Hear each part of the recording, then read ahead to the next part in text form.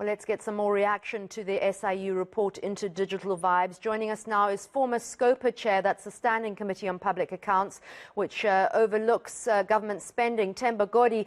Mr. Godi, I thought of you immediately because of the hours, days, weeks we spent going through so many tender irregularities over the years. And you know how the system works in terms of the PFMA, that's the Public Finance Management Act, how procurement works.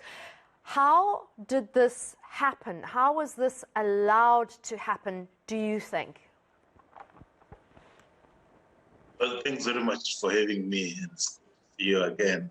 I must put a disclaimer that, when this digital vibe saga broke out, in the context of the smoke and mirrors politics of ANC, I somehow thought something might be amiss.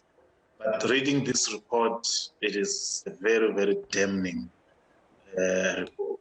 Quite unbelievable, the lengths to which officials went to cook this contract. Well, look, the how it happened has everything to do with the actions of officials, and also the omissions by the minister. If you go through that over 100-page report, it in very detailed ways tells you step by step who did what was done.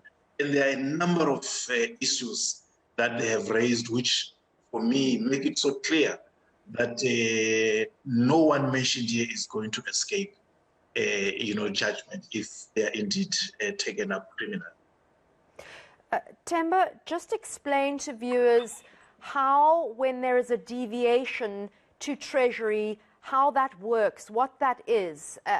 Just if you could just expand upon what happens when there's a state of disaster and the kind of power a minister has to get money from Treasury. Yeah, maybe just 2 or 3 points, just to give it a broader context. In the first instance, there was a company called Bremswell, which was bidding. Its price was around 69 million, and Digital Vibes was almost 150 million, and they were awarded. So that is your first instance of irregular expenditure, because the difference between Bremswell and Digital Vibes means it was actually spent in vain.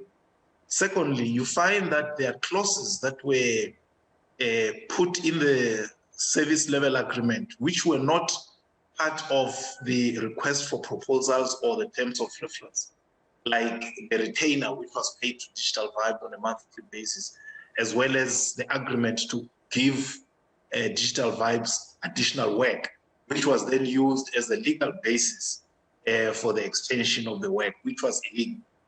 But in terms of your question, deviations and expansions are supposed to be used only in instances of emergency, meaning that if there is an emergency, the department is allowed to ask from National Treasury for the authorization to deviate from normal bidding and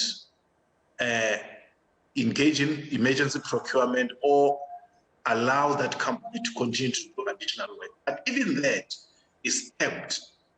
There is a limit in terms of the amount to be added, meaning that if your initial amount was, say, for 20 million, you can't, when you deviate or when you expand, give a company a work that is worth 50 million, that is worth more than the original scope.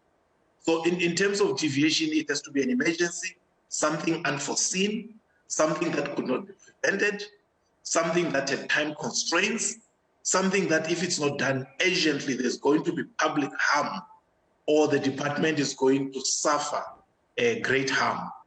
But then you apply to National Treasury. And in this particular instance, we see that the then acting DG, Mr. Pillay, actually lied to National Treasury to obtain this deviation. And the deviation that he asked for was merely for 25 million.